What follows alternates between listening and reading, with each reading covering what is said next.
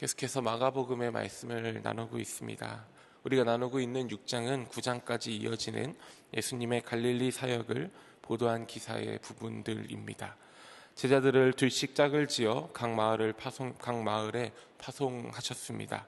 그리고 제자들은 저마다 회개하라 선포하며 귀신 들린 자에게 자유함을, 병든 자에게 기름 발라 고치는 놀라운 경험을 하고 예수께서 계신 곳으로 돌아왔습니다.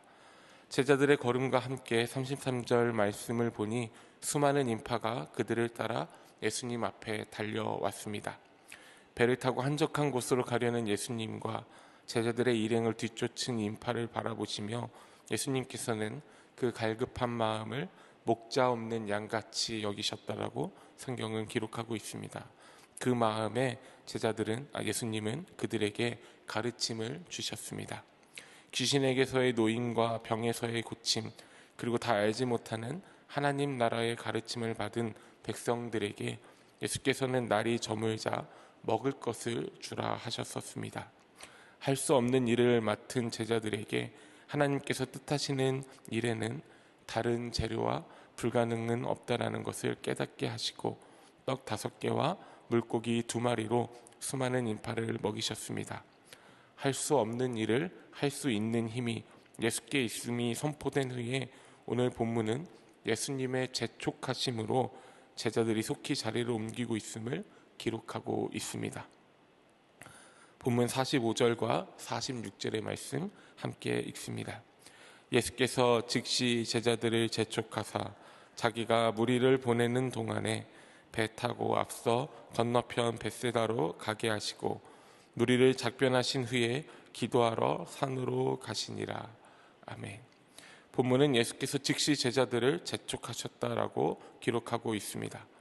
오병이어의 기적을 통해 남선만 5,000명을 먹이신 후에 이 기쁨이 다 가시기도 전에 이처럼 제자들을 재촉하여 바다를 건너가도록 이끄신 이유가 무엇이었을까요? 뿐만 아니라 서둘러 모인 무리들을 흩으신 이유는 또 어디에 있을까요? 요한복음 6장에는 이렇게 기록하고 있습니다. 그러므로 예수께서 그들이 와서 자기를 억지로 붙들어 임금으로 삼으려는 줄 아시고 다시 혼자 산으로 떠나가시니라. 예수께서는 서둘러 무리를 흩으시며 제자들을 바다 건너편으로 보내신 이유가 여기 있습니다. 억지로 붙들러 임금으로 삼으려는 무리들에게서 멀어지기 위함이셨습니다. 메시아로 오신 예수께서는 임금으로 삼으려는 무리의 요구를 억지라라고 성경을 기록하고 있습니다. 예수께서 우리 삶의 주인이요 왕이요 또 구원자 되시지만 무리의 임금으로 삼으려는 마음은 하나님의 방법과 달랐기 때문입니다. 하나님의 하나님 되심을 그릇되게 이해한 그들에게 예수께서는 잠시 거리를 두십니다. 더불어 제자들 역시 바다를 건너가길 재촉하십니다. 무리의 그릇된 하나님 인식에 휘말려 들지 않도록 하시기 위함은 아니었을까 생각해 봅니다. 또한 함께 읽은 본문의 뒷부분처럼 게네사렛 지방에서 하나님의 하나님 되심을 또 예수 그리스도의 이름을 기다리는 수많은 영혼들이 있었기 때문인 줄로 믿습니다. 무리는 그 자리에 제자들은 바다 건너로 보내셨고 예수께서는 46절 말씀을 보니 무리를 작별하게 하신 후에 기도하러 산으로 가셨다라고 기록하고 있습니다. 예수님께서는 하나님의 방법으로 일하십니다.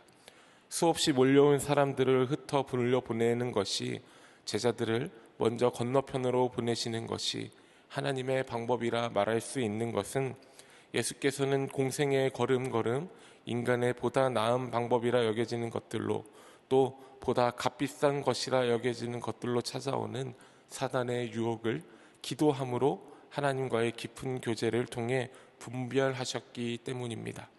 하나님의 방법은 인생의 선택의 순간에 문득 성경을 펼쳐 우리에게 가라 서라 하는 것을 점치는 것이 아닙니다.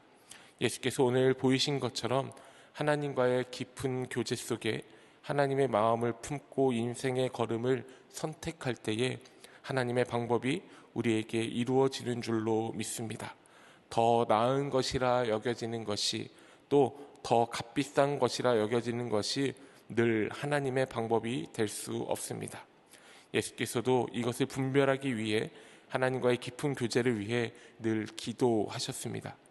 억지로 임금으로 삼으려는 자들의 유혹에서 벗어날 수 있는 힘이 거기에 있었습니다. 그들과 더불어 잠시 바다 위에 머물도록 둔 제자들이 올바른 하나님의 하나님 되심을 선포할 지혜를, 또 그것을 보일 하나님의 방법을 구하셨습니다. 기도하신 예수님께서 행하신 일들은 47절과 48절에 기록되어 있습니다. 함께 읽습니다. 저물매 배는 바다 가운데 있고 홀로 무태에 계시다가 바람이 거스름으로 제자들이 힘겹게 노젓는 것을 보시고 밤 사경쯤에 바다 위로 걸어서 그들에게 오사 지나가려고 하시매. 예수님은 제자들이 역풍에 힘겨워하는 것을 보시고는 물 위를 걸어 그들에게 가셔서 지나가고자 하셨습니다. 48절 말씀은 그때를 밤 사경이라 말합니다. 밤을 4등분했던 로마 제국에게 밤 사경은 새벽이 오기 직전의 시간, 새벽 3시부터 6시경을 뜻합니다. 출애굽한 이스라엘 백성들이 홍해를 건너갔던 그 시간, 빛이 떠오르기 직전 가장 어두운 그때에 예수께서 그들을 향해 다가오십니다. 말씀은 예수께서는 제자들에게 다가오심이라 기록하지 않고 지나가려 하셨다라고 기록하고 있습니다. 지나가려 하신다라는 말씀은 구약성경에서 하나님께서 이스라엘 백성들에게 나타나시는 장면을 표현할 때 사용되는 단어입니다. 밤 사경, 하나님이 그들이 기억하는 바다의 한복판에서 바다를 가르시며 하나님의 하나님이심을 나타내셨던 그때처럼 그날의 시간에 하나님이 그들이 기억하는 그들의 조상에게 나타나셨던 표현과 같은 모습으로 예수께서 그들의 삶의 궤도를 지나가고자 하십니다. 재촉하여 보내신 바다에서 그들의 삶을 거스르는 풍랑을 만났을 때 하나님의 말씀을 따라 거스르는 풍랑을 뚫고자 힘겹게 노젓고 있는 그때에 밤 사경이라 하는 아무것도 보이지 않는 막막한 어둠 속에 망망대해를 헤매이고 있다 느껴지는 외로운 그 순간에 예수께서는 그들을 보시고 걸어 그들에게 오셨습니다. 우리는 연약하여 평생을 살아온 그 호숫가에서 노를 저어 앞으로 나아가는 것조차 여전히 힘겹게 느끼지만 거스르는 바람에 힘겨워하는 제자들의 나아감이 더딤을 바라보신 예수께서는 그들의 고됨을 다그치시거나 방치하심이 아니라 그 고됨을 외면할 수 없어 그들의 고됨 속으로 함께 찾아와 주셨습니다. 그리고 그곳에서 인생의 고됨을 견뎌서라도 경험해야 하는 예수님의 하나님 되심, 예수님 당신이 누구인지를 보이시고 알려주실 바다 한가운데에서 그들을 다시 마주하셨습니다. 때때로 우리 삶에 한 치 앞도 보이지 않는 막막함을 경험할 때가 있습니다. 하지만 예수 그리스도의 이름으로 파송받아 살아내는 우리의 인생에 부는 풍랑은 결코 우연일 수 없습니다. 하나님께서 하나님 당신을 우리에게 나타내시는 영광의 순간이며 다시 만날 풍랑에 맞서 내 뒤에서 나를 지나가실 예수를 기대하고 해집고 나아갈 힘이 되는 순간이 되는 줄로 믿습니다. 거스르는 풍랑에 맞서 고된 노저음으로 힘겹게 나아갈 때에 우리의 하나님이 하나님 되심을 기억하는 저와 여러분 되기를 소망합니다. 사랑하는 성도 여러분, 오늘 하나님을 따라 나선 삶에 내 나아감을 거스르는 역품을 경험하고 계시지는 않으십니까? 가장 어두운 때라 여겨지는 두려움과 망망대해에 홀로 떠 있는 것과 같은 고독을 느끼고 계시지는 않으십니까? 우리 인생의 걸음에 하나님의 하나님 되심을 담아두셔서 그 걸음을 재촉하는 하나님께서 오늘 물가로 보낸 그 제자들을 뭇에서 바라보심같이 우리 인생을 바라보고 계시는 줄로 믿습니다.